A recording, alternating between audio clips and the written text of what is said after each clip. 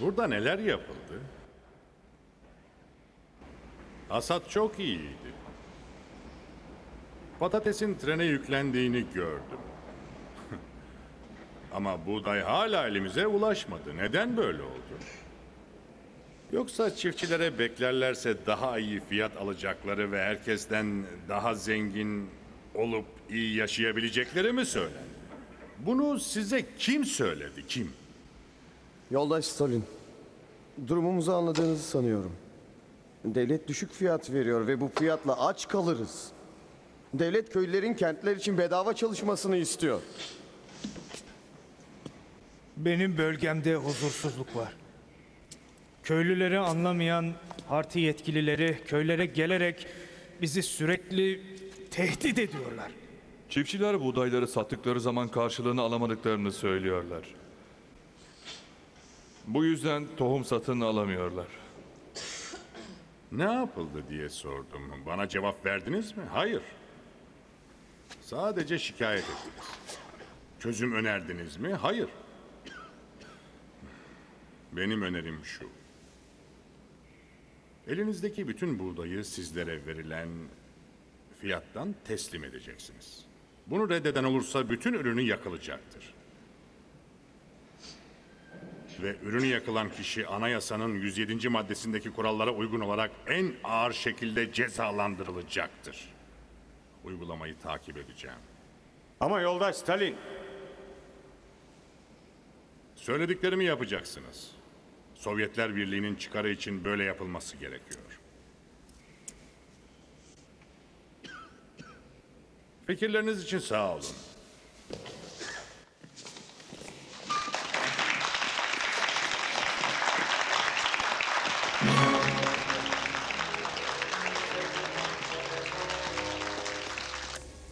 Rus halkının %80'ini parti kontrolü dışında yaşayan ve çalışan çiftçiler oluşturuyordu. Babam için bu büyük bir tehlike demekti. Kontrol edilemeyenler daha sonra düşman olabilirdi.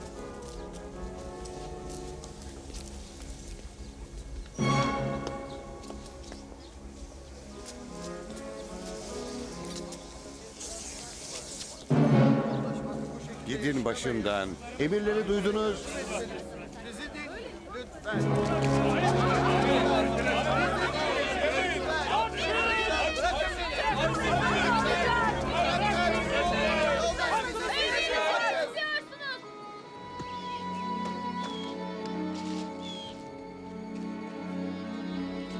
Buraya gel. Hadi gel buraya. Lavrenti Beria evimize ilk kez o yıl geldi. Onu sık sık görecektim. Svetlana! O beni hep korkutmuştu.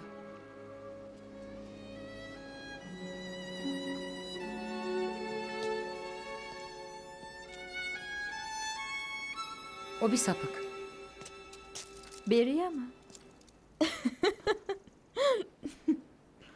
Sergo onu Gürcistan'dan tanıyor. Bunu daha parti başkanı olmadan önce söyledi. Bir kızı kaçırmış. Tecavüz etmiş. Ve zorla evlendirilmişler. Hala kadınlara tecavüz ediyor. Genç kızlara. Etrafta dolaşıyormuş. Birini görünce şöyle diyormuş. Onu bana getirin. Ve kızlara sana ya da ailene bir şey olmasını istemiyorsan söylediğimi yaparsın diyormuş.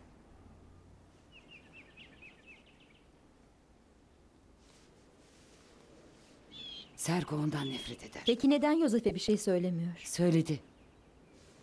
Kocan şöyle cevap vermiş. Sen kendi işine bak Sergo. İşte bu kadar. Onunla konuşurum. Çiftçilere savaş ilan ediyorsun. Kendi topraklarını terk etmeleri ve devletin kolektif çiftliklerine gitmeleri için zorluyorsun. Şimdiden hayvanlarını vuruyorlar. Tohumluk buğdaylarını yiyorlar. Devam edersen sonu kıtlık olacaktır. Buharin, sen çok yumuşaksın. Bazı raporlar aldım. Çiftçilerin bir bölümü tüfekle vurulmuş. Mahkemeye çıkmadan. Binlercesi çalışma kamplarına gönderilmiş. Neden? Kentleri doyurmak için köyleri aç bırakamayız dostum. Politbüro buna asla onaylamaz. Herkesin düşüncesini biliyorum. Ama Lenin bir karar almadan önce parti içinde tartışmamızı söylerdi bize. Unuttun mu? Bu işe Lenin'i sokmaya çalışma Buhari. Lenin'i tanıyorum.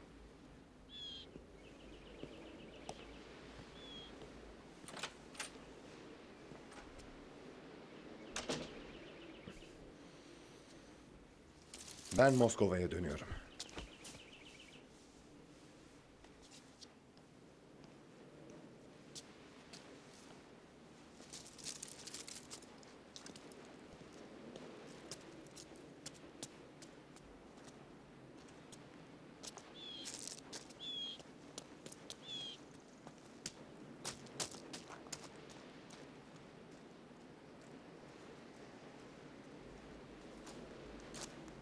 Nikola'ya ne olacak?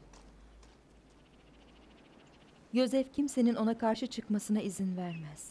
Bildiğin gibi Troçki'yi zorla sürgüne gönderdi. Asla affetmez, asla unutmaz. Zina o kimseye güvenmez, Sergo'ya bile. Benim Sergom adamı. O en eski dostu. Sen hayal kurmaya başladın. Öz oğlu Yakov'dan nefret ediyor. Onu aşağılıyor. Hayır. Artık ona sadece kendi yaratıkları yakın. Biri de bu korkunç sapık Beria. Buraya bir daha gelemeyecek. Kaganovich, Molotov, Voroshilov ve diğerleri. O seni seviyor. Seviyor demek.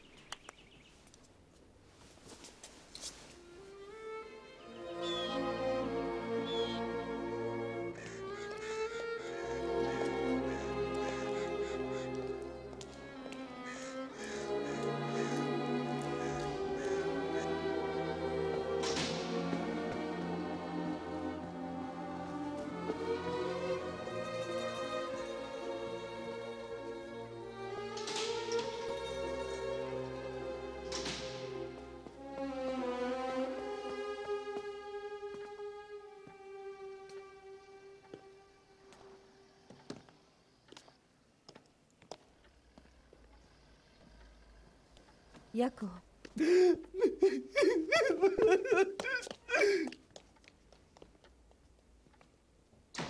Ne oldu? Evlenmek istiyordu, izin vermedim. Neden? Kız kimdi? Kız Yahudiydi. Ne olmuş? Ne mi olmuş? Yahudi ile evlenmesini ister misin? Hı? Bunu nasıl söylersin? Ha? Bunu nasıl söylersin?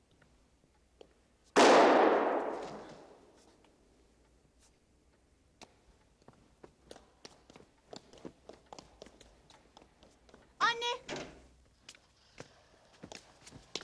Doktor çağır. Kötü yaralanmış. Doktoru çağır. Vasile'yi dışarı çıkart.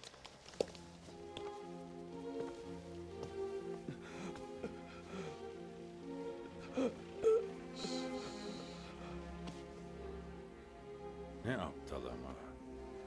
Kendini bile vuramıyor.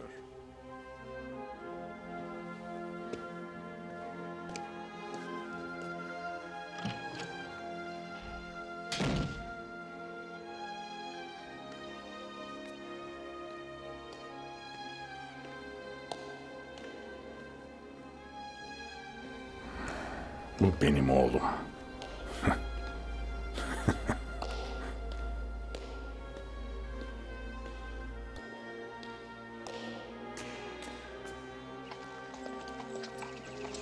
Yakov ölmemişti. Ama annemin ruhu yaralanmıştı.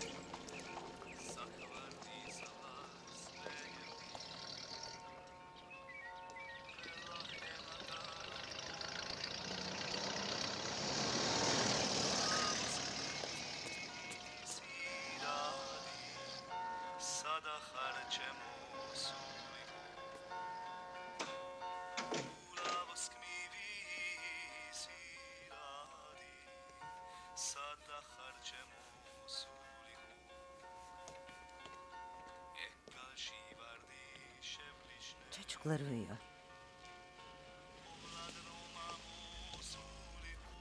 Nadia? Leningrad'da ne işin var? Onu terk ettim. Yapma! Nadia güzelim, durumu anlamıyoruz. Hayır, siz anlamıyorsunuz. Evet, anlıyorum. Elbette anlıyorum. O bir...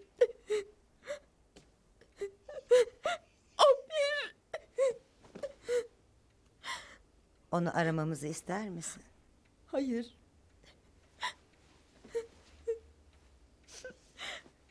Henüz değil, hayır.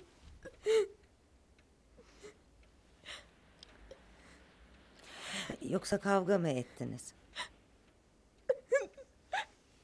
O herkesten şüphelenmeye başladı anne. Kötü ve acımasız. Çok normal çünkü Koba zor günler geçirmişti. O artık Koba değil. O artık Stalin. Elbette Stalin. Stalin olmak zorunda. Stalin olmasaydı Rusya ne olur? Bak canım, sana kötü mü davranıyor? O iyi bir baba. Birçok kez çocukları sevdiğini söylemiştin. Başka biri mi var? Hayır. Elbette başkası yok. Sürekli çalışıyor. Kendini düşünenlerle, endüstriyi sabote edenlerle uğraşması gerekiyor. Ülke krizde sana ihtiyacı var. Ama Sergey... Kocanı böyle terk edemezsin. Güzelim, çok yorulmuşsun. Birkaç gün burada kalırsın. Ha? Pekala. Pekala, onu ben ararım. Çok yorulduğunu söylerim. İkna etmeye çalışırım. Zamana ihtiyacın var Nadia. Sakin kafayla düşünmelisin. Üstelik dikkatli olmalısın. Eğer geri dönmezsen... sana ne olur hiç düşündün mü? Ya da hepimizi.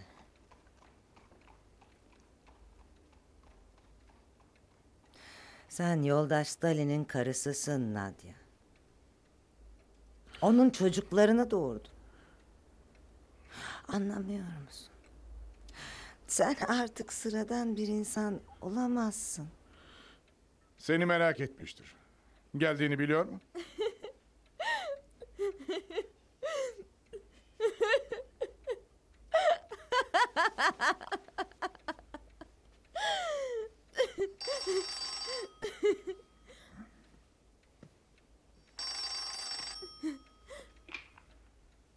Alo, evet.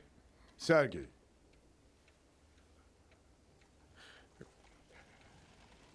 Kocan arıyor. Seninle konuşmak istiyor.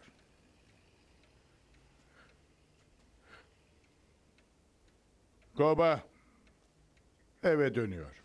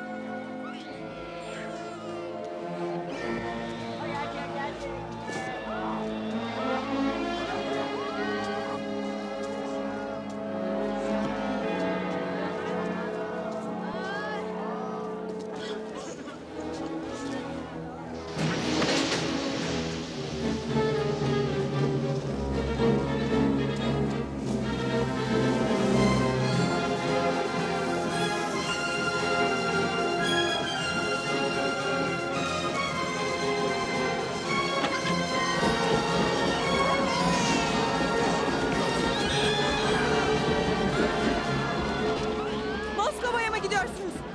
Yoldaş Stalin'e burada olanları anlatın. Ona söyleyin. Topraklarımızı elimizden alıyorlar. Yiyeceklerimizi, hayatlarımızı. Bizi gönderiyorlar. Yoldaşın haberi yok. Ona söyleyin. Yoldaş Stalin'e söyleyin.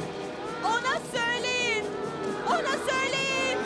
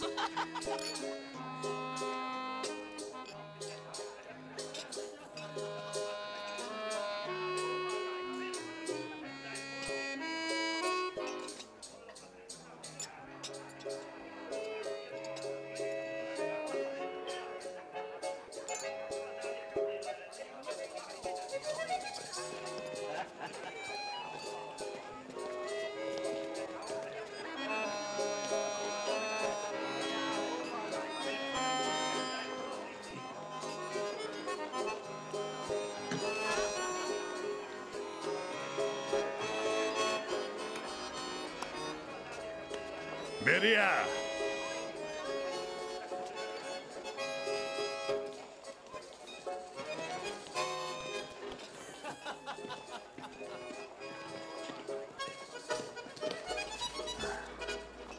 Şarkı söyle.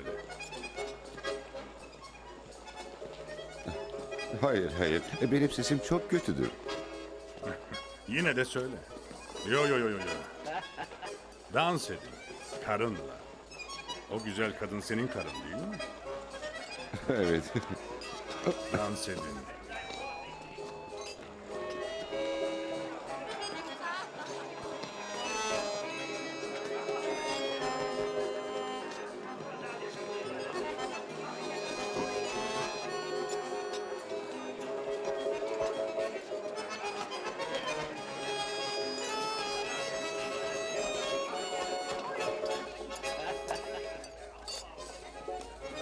Beria, karınla dans etme.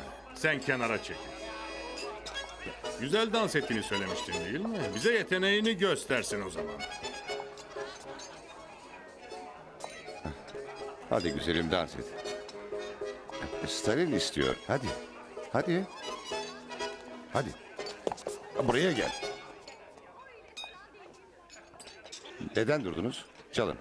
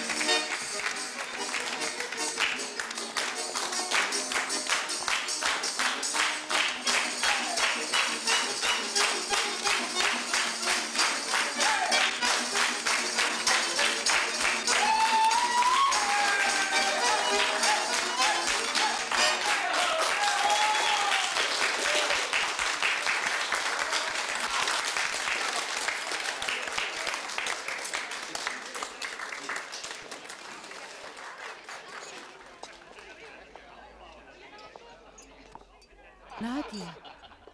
Merak etmeye başlamıştık. Demek döndün. Güzel. Sana bir mesaj getirdim. Karım bana mesaj getirmiş. Yaşlı bir kadından. Karım bana yaşlı bir kadından mesaj getirmiş.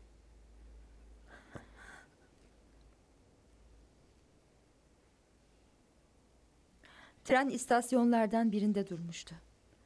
Karşı tarafta bir yük treni duruyordu. Bütün vagonlara nakledilen insanlar doldurulmuştu. Rayların üzeri cesetle doluydu. Bu tek istasyondu. Başka kaç tane var? Bir kadın bana doğru koştu ve yalvararak Stalin'e anlatın dedi. O büyük Stalin'e söyle burada insanlar açlıktan ölüyorlar. Eğer büyük Stalin bilseydi gelip halkını kurtarırdı. Ama sen burada oturmuş devrimin 15. yıl dönümünü kutluyorsun. Ve yoldaş Stalin halkı açlıktan ölürken arkadaşlarına ziyafet veriyor.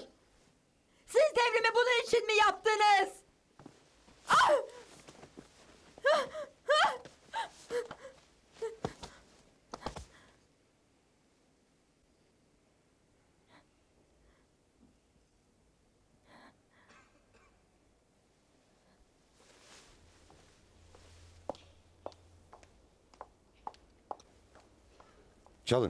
Çalın. Hadi.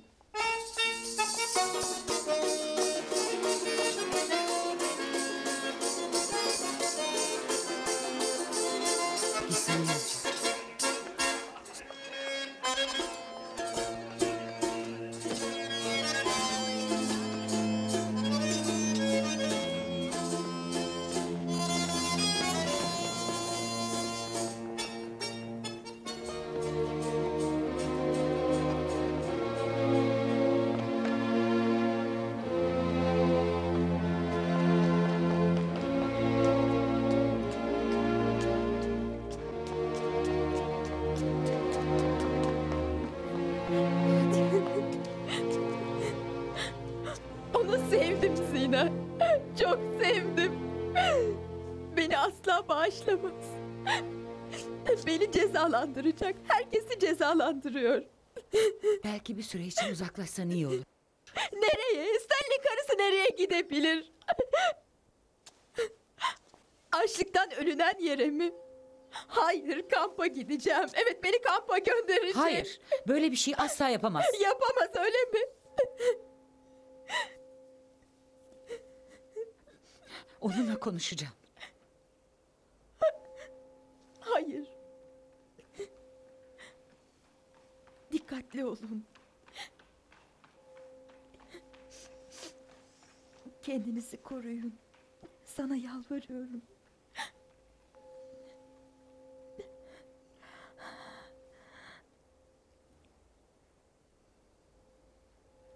Biraz uzaklaşmalıyım. Sen haklısın. Ben de geliyorum. Hayır.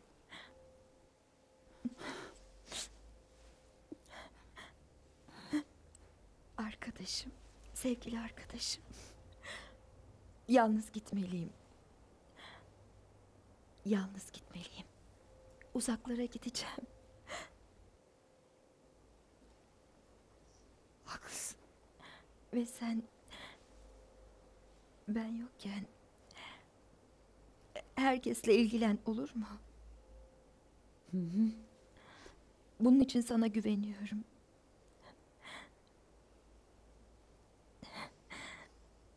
Git.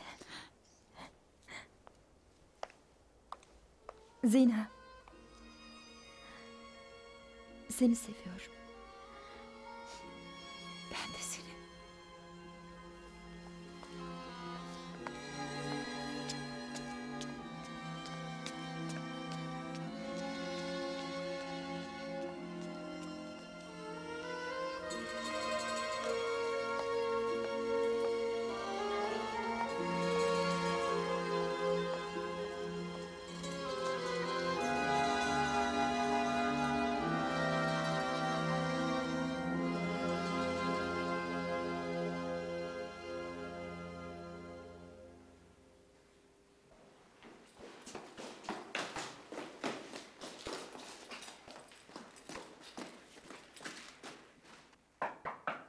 Koba.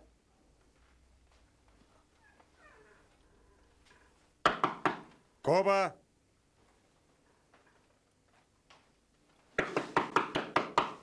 Koba.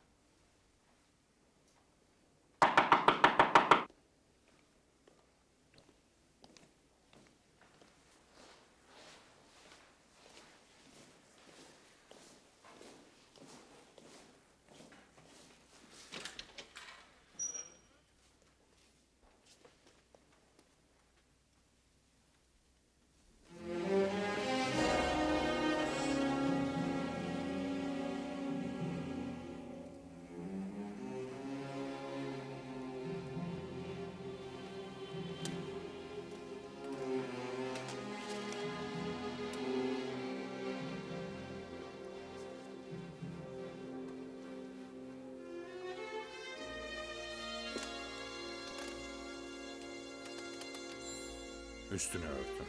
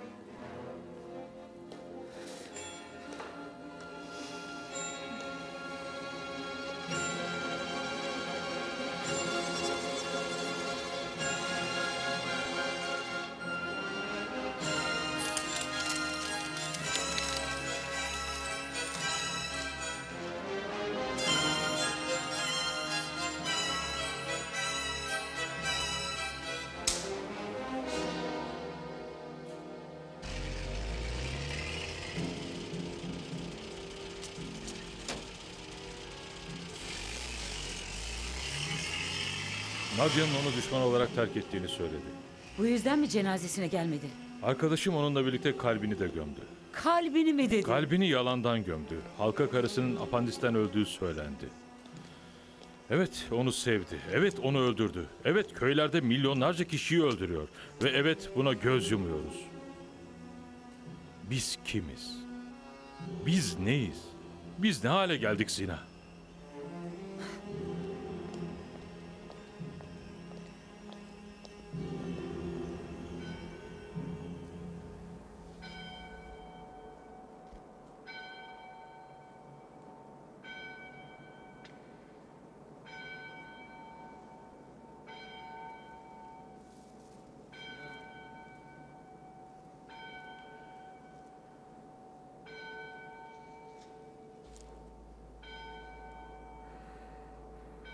Neden bana ihanet ettin? Neden?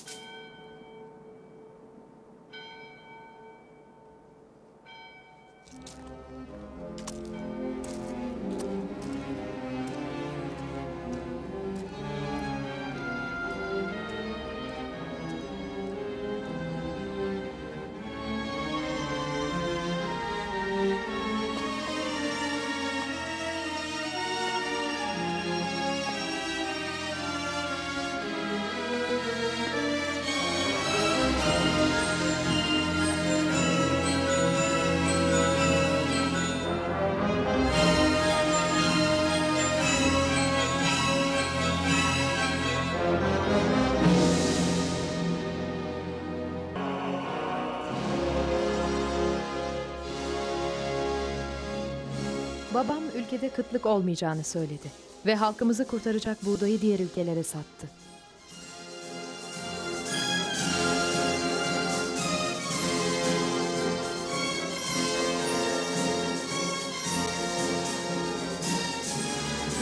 Parayı çiftçilerden oluşan ülkemizi endüstrileştirmek için kullandı. Halk gece gündüz demeden kendini, Rusya'yı ve Stalin'i daha büyük kılmak için zorlandı.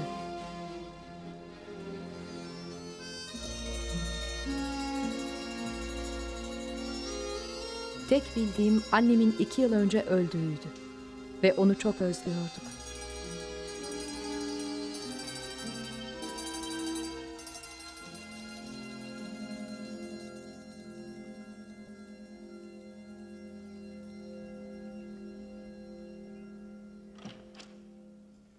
Uyan hadi, uyansana uykucu. Hadi uyan, uyansana. Küçük bakıcı bana ikindi çayımı getirmiş olmalı. Neden? Büyükannem beni Nikolay'ın nikahına götürüyor. Demek seni de götürüyor. Sağ ol Vasilyevna.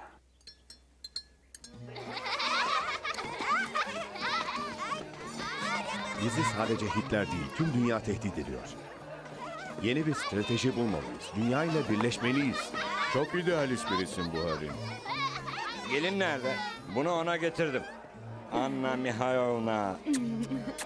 Yıllardır bunu içebilecek kadar büyümeni bekliyorum. Teşekkür ederim Sergey amca. Ve Nikolay, bu da senin. Ne? Bu da. Bir tilki. Bu hayvana nişan almıştım. Ama doğruca gözlerimin içine baktı. Sen mantıklı bir adamsın dedi. Beni hediye olarak götürmelisin dedi. Doğrusunu istersen korkudan ölmüşsündür. Nasıl oldu da bu kızı baştan çıkardın? Onu baştan çıkaran bendim ve hiç kolay olmadı.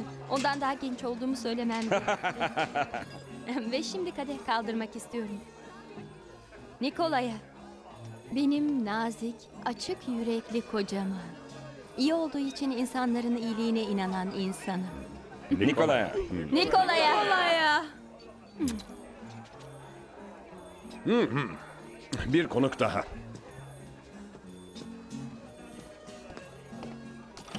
Bu Harry'in. Seni tebrik ederim. Unutmuşsun. Unutmuşsun. Tebrik ederim. Tebrik ederim. Baba. Siz Nikolay'ı evlendireceksiniz. Ve Stalin'in haberi olmayacak ha? Nikolay. Beni yine atlatmaya çalıştı. Hepimiz Nikolay'ı seviyoruz. Stalin onu seviyor, Lenin de sevmişti. Benim sevgili Nadia'm da onu çok sevdi. Öyle değil miydi?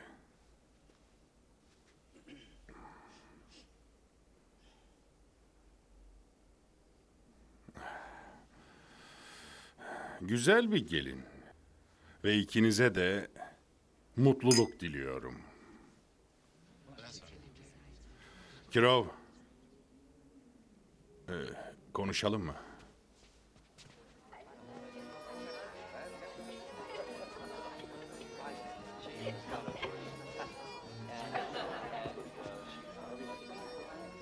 Yagoda'nın yardımcısını Leningrad'a yolladık.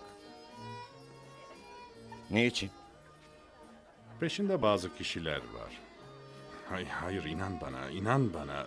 Senden hiç şüphemiz yok. Ve çok güveniyoruz. Leningrad'a kendi adamlarından birini mi yerleştirdin? Merkez komite. Merkez komite bana hiç danışmadan Leningrad NKVD'ye adamını mı yolladı? Senin adamın Medved'e yardım etmeye gitti. Teşekkür ederim yoldaş Stalin. Leningrad'a dönmem gerek. Kirov sevilen bir adamdı. Babama ve metodlarına karşı çıkan kişiler için en iyi kurtuluş umudu Kirov'du. Babam bunun farkındaydı.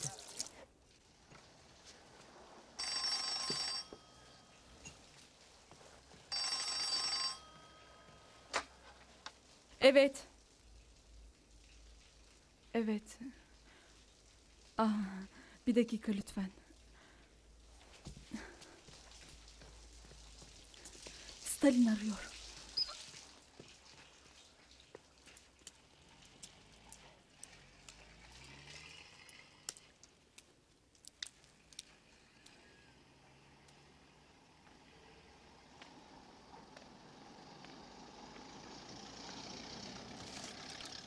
Yagoda konuşuyor. Evet yoldaş Stalin.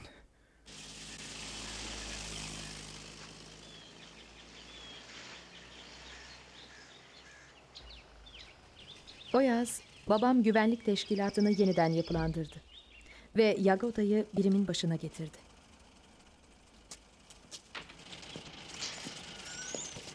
Babamın birçok evi vardı. Ama en çok kaldığı ev Moskova'nın hemen dışındaydı. Burası duvarları ve muhafızlarıyla bir kale gibiydi. Babam zamanının çoğunu bu duvarlar arkasında geçirmeye başlamıştı. Charlie Chaplin Yagoda, Charlie Chaplin.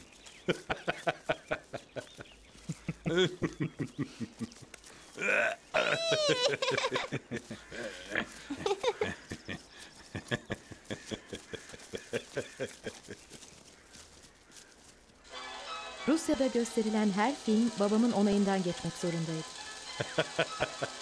En çok Amerikan filmlerini severdi. Müzikalleri, gangster filmlerini, komedileri. Charlie Chaplin'e bayılıyordu.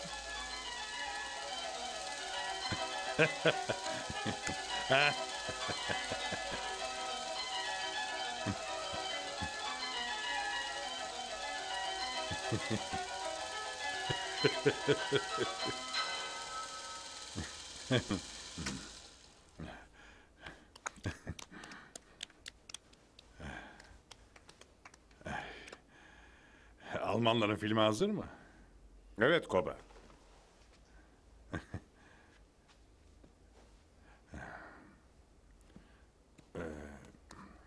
Git. Bu film sana göre değil Svetlana. Bensiz geri dönebilecek misin? Sen babanı merak etme. Git.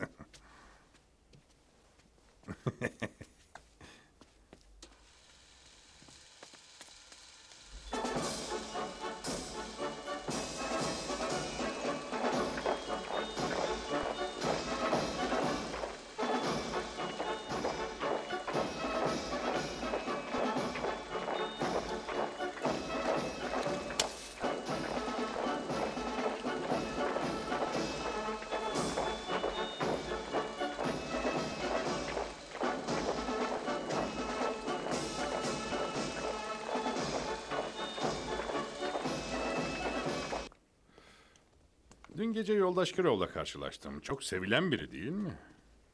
Evet. Üstelik Moskova'da da çok seviliyor. Evet. Bu şartlar altında liderliğe aday olabilir ve en kötüsü o hiç renk vermiyor.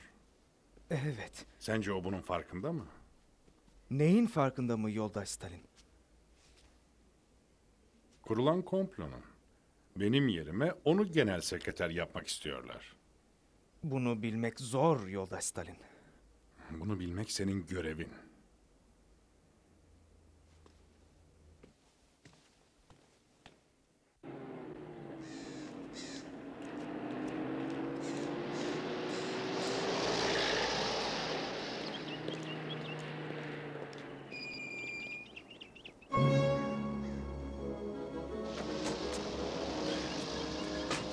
Yoldaş Kirov, arabaya bindiğinizde perdeleri çekmelisiniz. Güvenliğiniz için. Güvenliğim için sen varsın değil mi?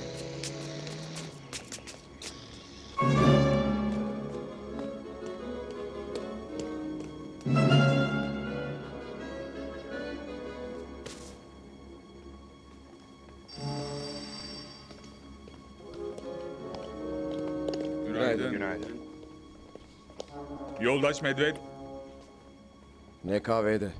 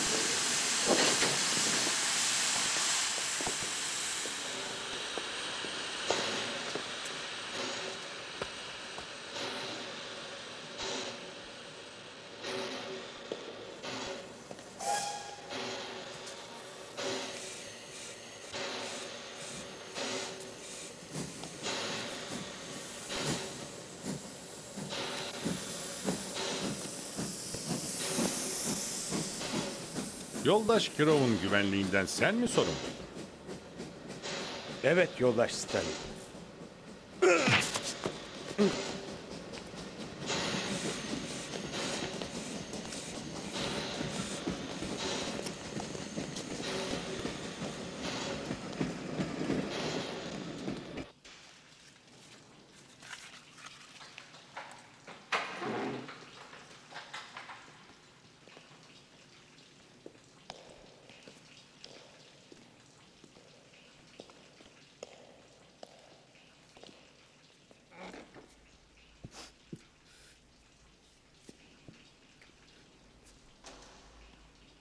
Yoldaş Nikolay. Yoldaş Kirov'u neden öldürdü? Neden? Ben... Yalan söyleme. Yoldaş Stalin'e yalan söyleyemezsin. Yalnız başına değildin. Kim yardım etti?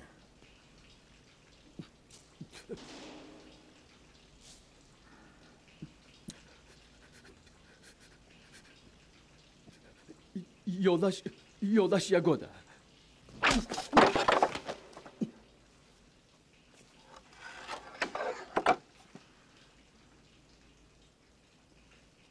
Hayır, hayır, hayır, hayır, hayır. Yoldaş Yagoda'yı daha önce hiç görmedin ki. Sen yoldaş Yagoda'yı daha önce hiç görmemiştin, bu doğru mu? Sana başkası yardım etti, yoldaş Kirov'dan nefret ettiği bilinen biri. Zinovyev'in adamlarından biri. Doğru mu? Ama kim olduğunu hatırlayamıyorsun. Hatırlaman için yardıma ihtiyacım var. Karını ve anneni tutukladık.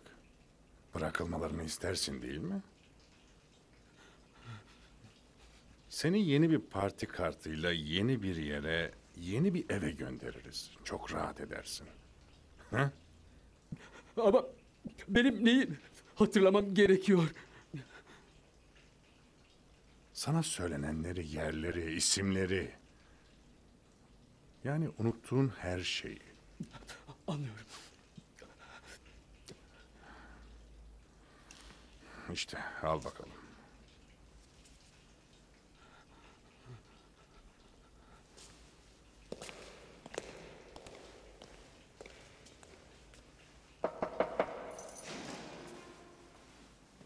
İtirafını imzalatın ve ondan kurtulun Yezov.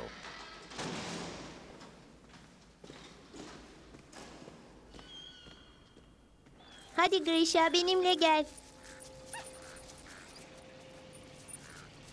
Hadi Grisha. Hadi. Önce Kirov'un yalnız hareket eden biri tarafından öldürüldüğünü söylediler. Şimdi de komplo diyorlar. Ama komplo olma olasılığı var. Ama kimin? Tıpkı Almanya'daki yangınlar gibi. Naziler kendileri yapıp Kızılları suçluyor. Sen ne diyorsun? Grisha. Grisha. Neden benimle gelmiyor? Tilkinin kendi fikirleri vardır. Kızıl tilki olsa bile. Babamı ve politikalarını eleştirmek suç olmuştu. İhanet olarak görülüyordu. Bu Harin ve kızım. Yanlarında da güzel karısı. Bir de tilkisi.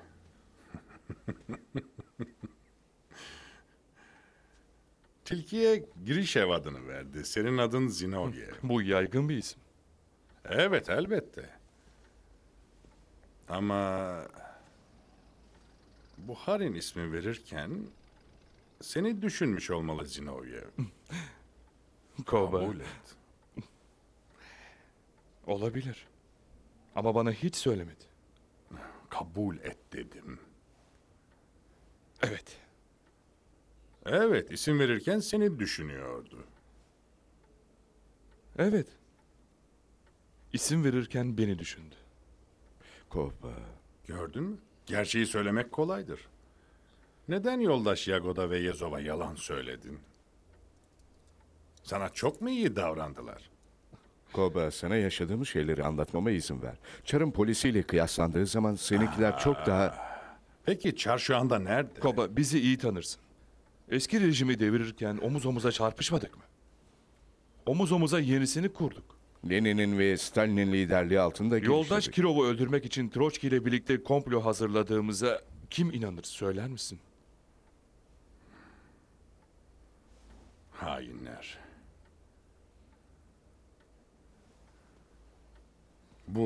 Bunlar. Yoldaş Zinovyev ve Kamenev'in Troçki ile nasıl iletişim kurduğunu anlatıyor. Bu itirafları nasıl elde ettin? Kimlerin imzası var? Açıklayabiliriz Koba. Belki de kanunları anlamıyorlar. Küçüklerin işleyeceği suçlara karşı önlemler. 12 yaşından büyük çocuklar işledikleri suça göre ceza alırlar. Buna ölüm de... Ölüm de dahil. Evet. Ölüm de dahil. Yoldaş Kamenev ve oğlunun aleyhindeki delilleri söyle. Oğlunuz yoldaş Stalin'in Moskova'daki yeni daçasının dışında gözetleme yaparken yakalandı. Stalin'i öldürmeye hazırlanıyormuş. Buna imkan yok. O daha 14 yaşında. Deliller. Hepsi uydurma. Deliller. Oğlum böyle bir şey... Hitler'e özgü yöntemlere katıldığımızı söylememizi nasıl beklersin? Buna kim inanır? İtirafnamenizi gören herkes inanır. Ve bunu duyan ve okuyan herkes inanacak.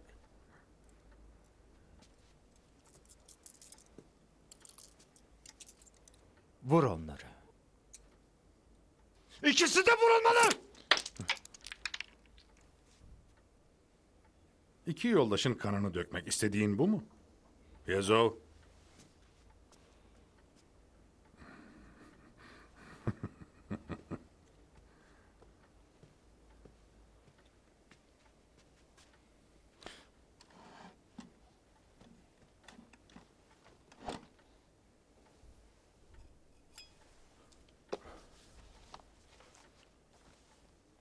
Eğer kabul edersek, başkalarının idam edilmeyeceğine söz verir misin? Ve ailemize zarar verilmeyecek. Evet, aileler bu çok önemli. Ya bizim hayatlarımız? Elbette böyle bir şey aklıma gelmedi.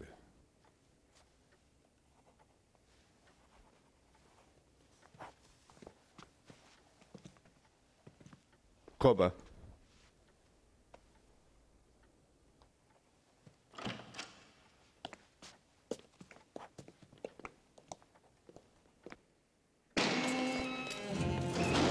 Bize yalan söylediler. Yalan söylediler. Bize öldürülmeyeceğimizi söylediler. Hayır, hayır. Bırakın beni. Bırakın. Bunu hayır. biliyor. Bırakın. Ailelerimize ve diğerlerine dokunmayacağına söz vermişti. Bize söz verdi. Bunu odasında konuşurken söyledi. Bize dokunmayacağına söz verdi.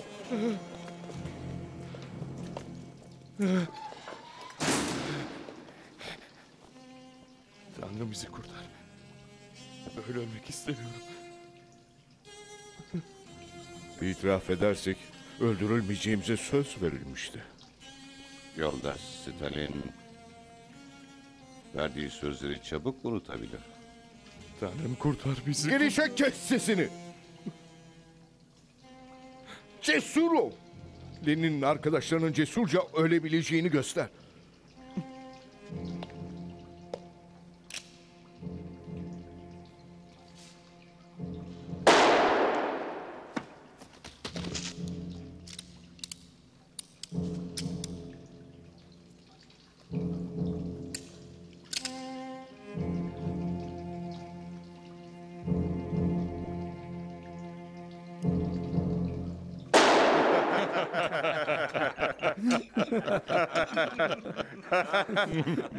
Buna imkan yok. Anatomik olarak yoldaş.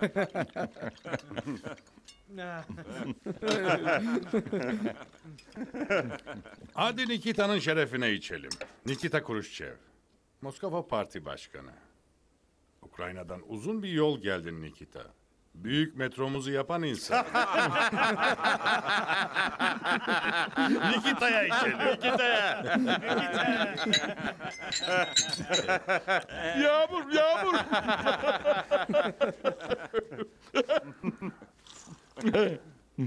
Bana ellerini göster Nikita. Tırnaklarının içinde kir var. İnanabiliyor musunuz? Stalin masasına kirli tırnaklarla oturmaya kalkıyor. Bu çok kötü dostum. Çok kötü. Olmalı. Şunlara bak. Elleri temiz ve tırnakları manikürlü. Bak. Bu eller artık hiç iş yapmıyor. Bu eller bir beyefendiye ait. Hepiniz elinizi kaldırın. Bütün bu beylerin elleri emekçi kökenlerini unutmuş vaziyette. Nikita. Nikita. Nikita'ya. Nikita. Ay ay ay ay ay ay ay ay ay ay ay ay ay ay yapmayın yapmayın yapmayın yapmayın yapmayın yapmayın yapmayın yapmayın yapmayın yapmayın yapmayın yapmayın. Şimdi nasıl tutup diz çöktüğünü göster. Yapmayın. Ne olur. Yapmayın. Yapmayın. Evet. Şimdi de diğerini yap. Hayır. Yine Zinovyev ya. Hepsini olduğu yere.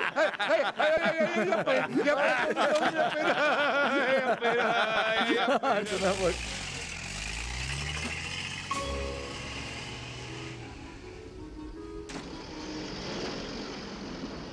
Zinovyev'in ve Kamenev'in idamlarını izlemeye gelmemen beni şaşırttı. Beriya'ya göndermiştiniz. Çünkü midenin kaldıramayacağını düşünmüştüm. Bu tanıklık yaptığım ilk idam olmayacaktı. Hayır ama sen hala iyi bir eczacısın. Zehir hazırlama alanında uzmansın. Komple kurmakta, iftira atmakta üstüne yok. Çünkü sen de işlerindensin. Yerine Yezov geçiyor. Sen Moskova'ya dönüyorsun.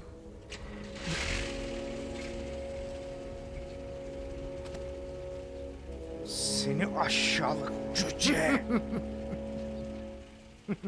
Senin zamanında gelecek.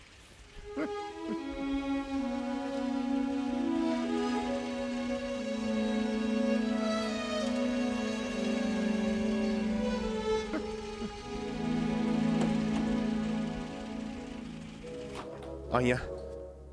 Anya. Kamenev ve Zinovyev'i kurşuna dizmişler. Ne? Sadece onları değil. Bir söylenti duydum. Benim adımı da vermişler. Ne?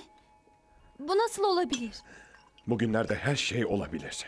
Eski yoldaşlar kendi canlarını kurtarabilmek için birbirlerine hedef göstermekten hiç çekinmiyorlar Anya. Eğer Lenin hayatta olsaydı... Dikkatli ol. Evet. Evet. Başıma gelen onca garip şeyi düşünüyorum da... Kirov'un neden öldüğünü anladım. Bunu biliyor. Planını anlamıştım. O komplo ustası herkesi kendine komplo kurmakla suçluyor.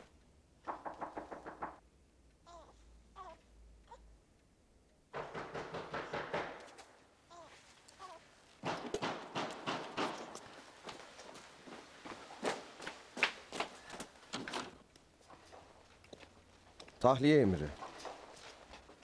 1 saatiniz var. Ama bu nasıl olur?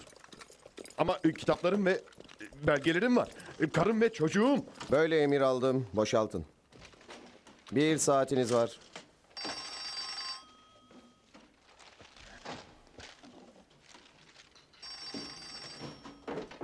Alo. Nikolay, nasılsın? Orada mısın? Benim Koba. İşler nasıl gidiyor? Beni evimden çıkarıyorlar Koba. Ne? Evim askerlerle dolu. Öyleyse onları dışarı çıkar. Bu saçmalık. Telefona çağır. Onları hemen dışarı çıkarayım. Sizi istiyor. Yoldaş Stalin.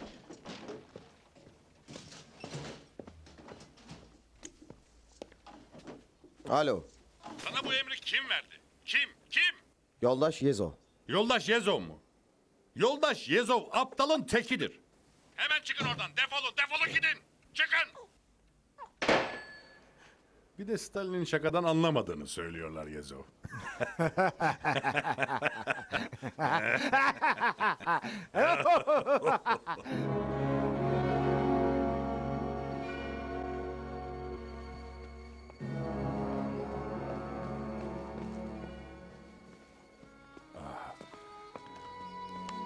Kocanla içki içmeye gelmiştim. Sizi bekliyorlar yoldaş. Dün Nadia'nın mezarına çiçek götürmüşsün.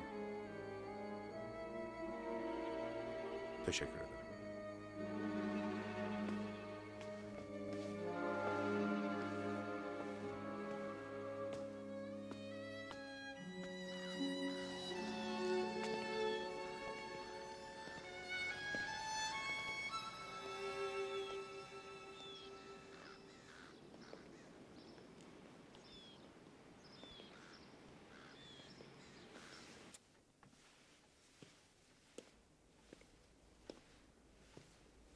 Bu senin.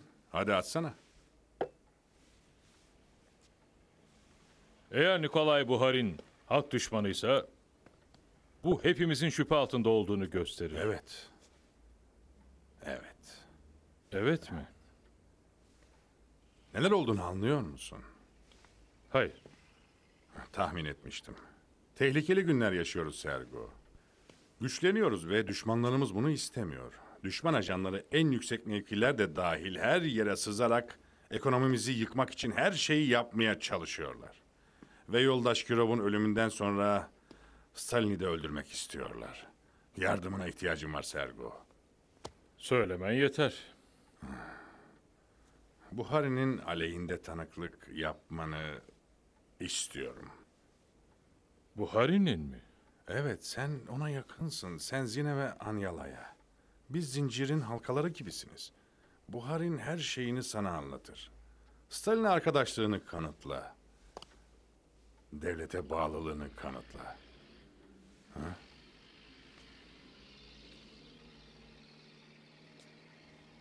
Benden Buhari'ni ihbar etmemi istiyorsun. Böylece onu mahkemeye çıkarıp idam edeceksin. Buna ne gerek var? Olayı basitleştir. Büyük liderimiz Sovyet halkını korumaya çalışıyor. Gel. Sen yapsana. Buhari'ni sen kendin vurmalısın. Bunu yapacak yüreğin var mı? Kaldır şunu. Daha önce de silah gördüm. Beni korkutmuyor. Kaldır lütfen. Bırak.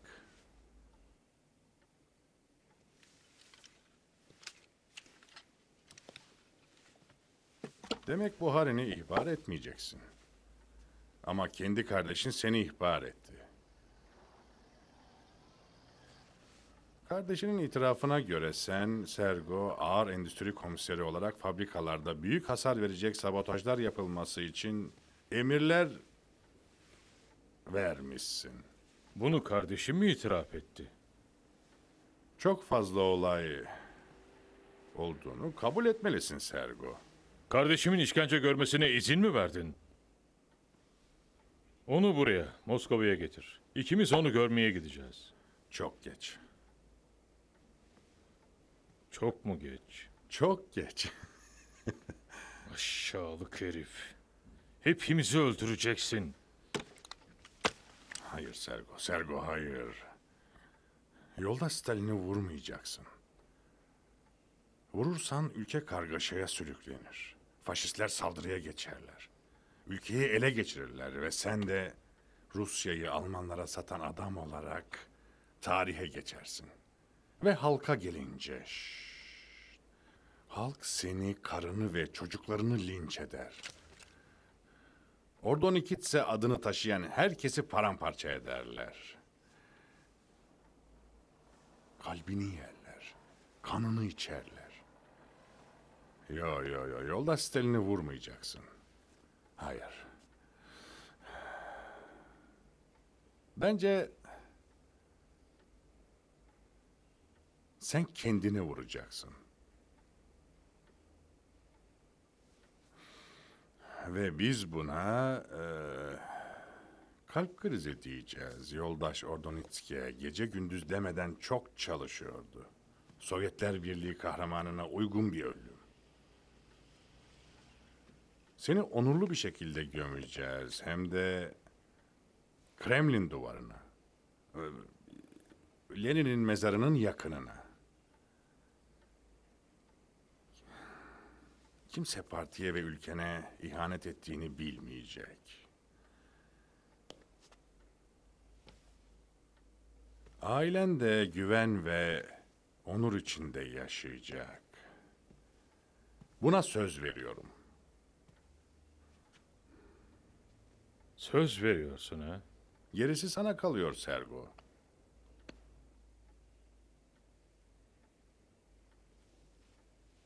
Dur.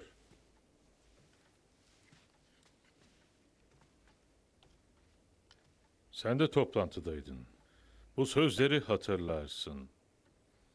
Eğer insanlar günah eker ve kötülük biçerlerse karşılığını mutlaka alırlar. Bu kutsal kitaptan. Tanrı'nın gazabına uğrayarak ölecekler. Burun deliklerindeki nefes uçup gidecek.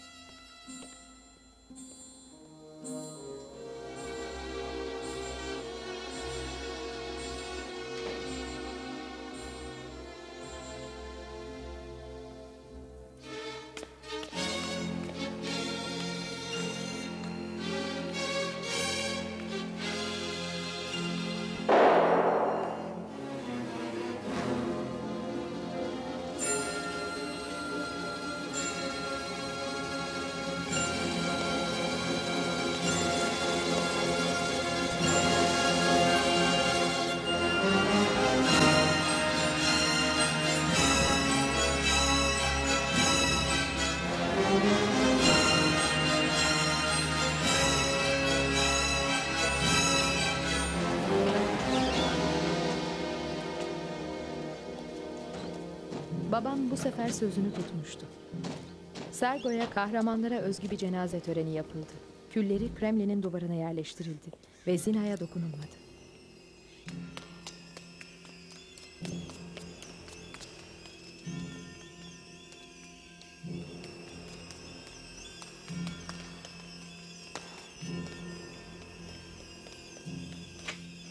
Baba.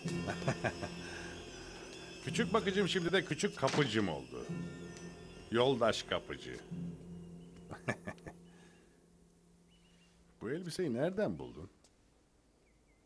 Bu çok kısa. Dizlerini örteceksin. Şu bacaklarına bak. Hepsi ortada. Elbiseni değiştir, uzun çoraplar giy. Sergo'nun cenazesine gelmedin. Neden? Ben kendimi pek iyi hissetmiyorum. Doktoru yollarım. Hayır, gerek yok, zahmet etme. Seni de kaybetmek istemiyoruz. Bu yüzden kendine iyi bak. Sergo bakmadı. Kalp krizi. Evet. Hepsi bir kuş sürüsü gibi uçup gitti. Evet, tıpkı bir kuş sürüsü gibi. Bağışlayın, ben basit bir ihtiyarım. Artık hiçbir şeyi anlamıyorum. Nasıl oldu da birdenbire bu kadar çok düşmanımız oldu yoldaş? Olga. Ha? Onlar hayatımız boyunca tanıdığımız insanlardı. Onlar ordunun subaylarıydı. Partiye sadıktılar ve hepsi bir iç savaş kahramanıydı. Bacının artık. Şimdi neler oluyor? Ha? Bu insanlar neden ölüyor? Söyleyebilir misin? Neden kızımı tanıyan herkes, Nadia'mı seven herkes ortadan kayboluyor ya da tutuklanıyor? Peki onları yok eden kim ha? Sen misin? Tanrı aşkına. Hayır, neden hepimizi birden tutuklamıyorsun ha? Evet. Neden olmasın?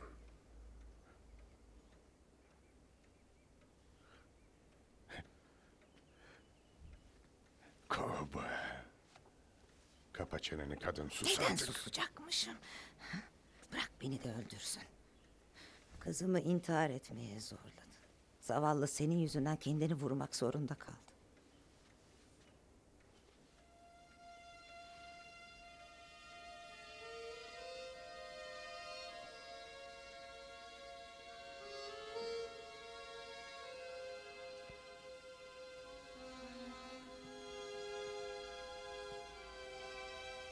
Böyle daha iyi, çok daha iyi. Böylesi çok çok daha iyi yoldaş bakıcım. Kara kırlangıcım.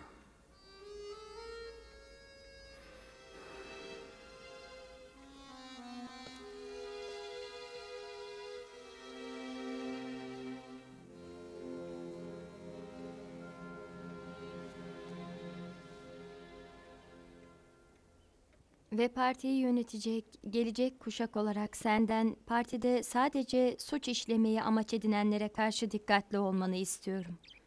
Bugünler belki de hayatımın son günleri olacak. Çok temiz olan geçmişimin beni aklayacağından ve onurumu geri vereceğinden eminim.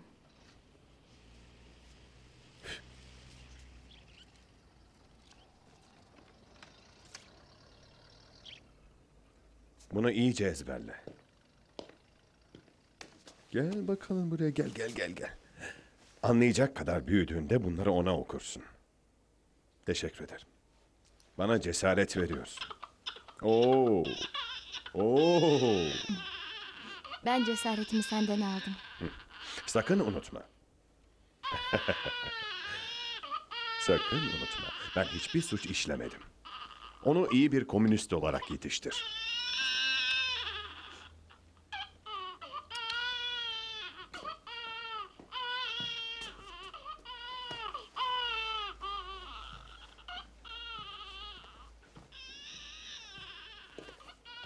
Tarihin iniş çıkışları vardır.